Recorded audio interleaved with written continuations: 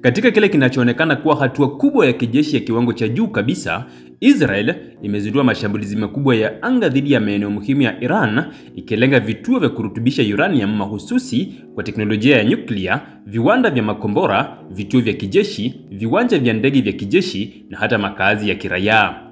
Kulingana na vyanzo vya serikali vya Iran, makombora na ndege zisizo na rubani drones za Israel zimeripotiwa kushambulia moja kwa moja mji mkuu wa Tehran pamoja na miji mingine muhimu kama Tabriz, Shiraz na Kermanshah.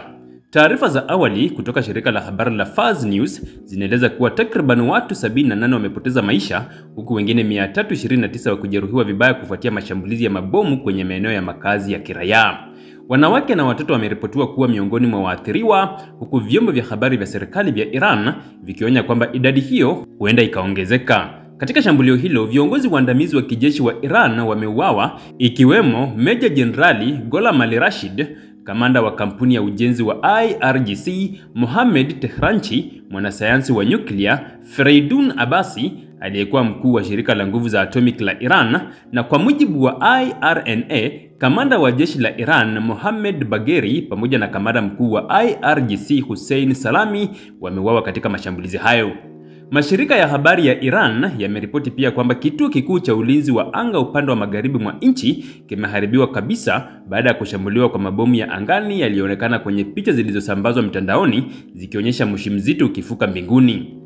Habari za kiintelijensia kutoka Times of Israel zinaeleza kuwa Mossad ilifanya operesheni ya siri ndani ya Iran ikihusika katika mashambulizi hayo kwa kutumia ndege zisizo na rubani drones zilizokuwa zimefichwa ndani ya ardhi ya Iran.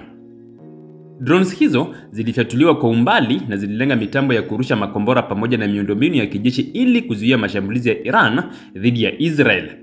Israel pia imeshambulia kituo cha kijeshi cha ndege za kivita katika mji wa Tabriz, huku ripoti zikieleza kuwa kituo hicho kilihifadhi ndege za kivita za Iran zinazoweza kubeba silaha nzito. Katika mji wa Shiraz, mashambulizi yameelekezwa kwa vituo vya nyuklia pamoja na kambi za makombora ya masafa marefu, ambapo moshi mzito wa apocalyptic umeonekana ukifuka kutoka kwenye eneo la shambulizi hilo.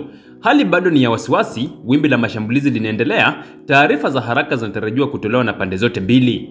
Tutajibu kwa hasira na moto wa kisasi, jeshi la Iran limesema kwa hasira nzito. Wakati huo huo, Israel imetangaza kuwa haitokubali tishio lolote kutoka Tehran, hata liwe la nyuklia au la ardhini.